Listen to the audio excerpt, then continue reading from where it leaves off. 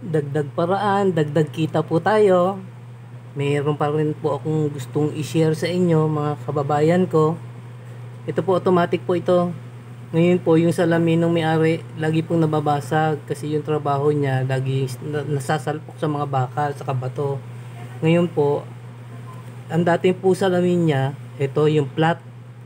Dito po, sabi ko sa kanya, ito, lalagyan po ulit natin ng flat. Siya nang nakiusap po sa akin, kuya baka mayroon naman yung kahit yung plastic lang.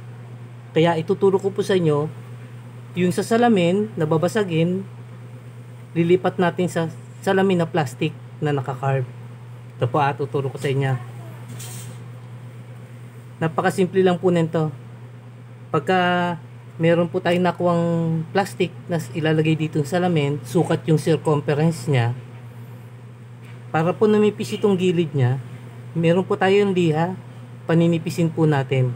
Balik-balik lang pong ganyan hanggang sa numipis ng konti. Ngayon, pagka lalagay na natin, ilalagay po na sa ibabaw. Yung sukat na sukat po, kaya gusto ko kayong may mga ipon na gantong plastic na mga glass, tapos yung mga salamin talagang babasagin, gusto ko may ipon kayong maraming sukat. Para tulad po nito, in case may dumating na ganito.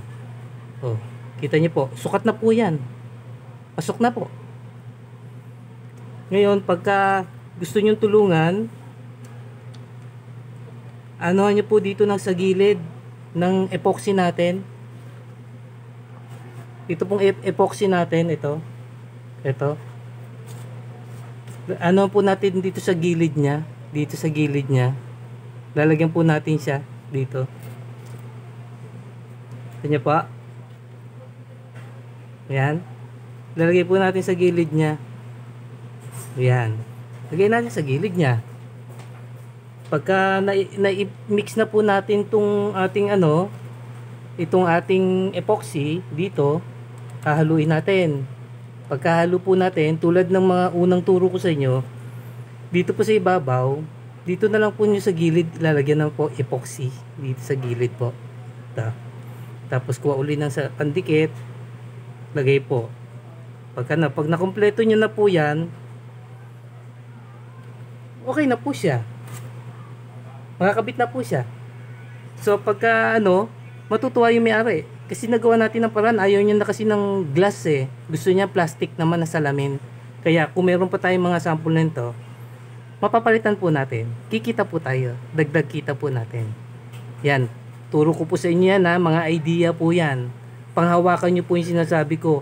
Pag nalaman nyo na po ang paano pasikot-sikot tungkol sa relo, ang bawat customer po na dadating sa atin po ang kikitain. Yan po turo ko po sa inyo yan. Dagdag nyo po yan sa kaalaman nyo. Thank you po and God bless po to all.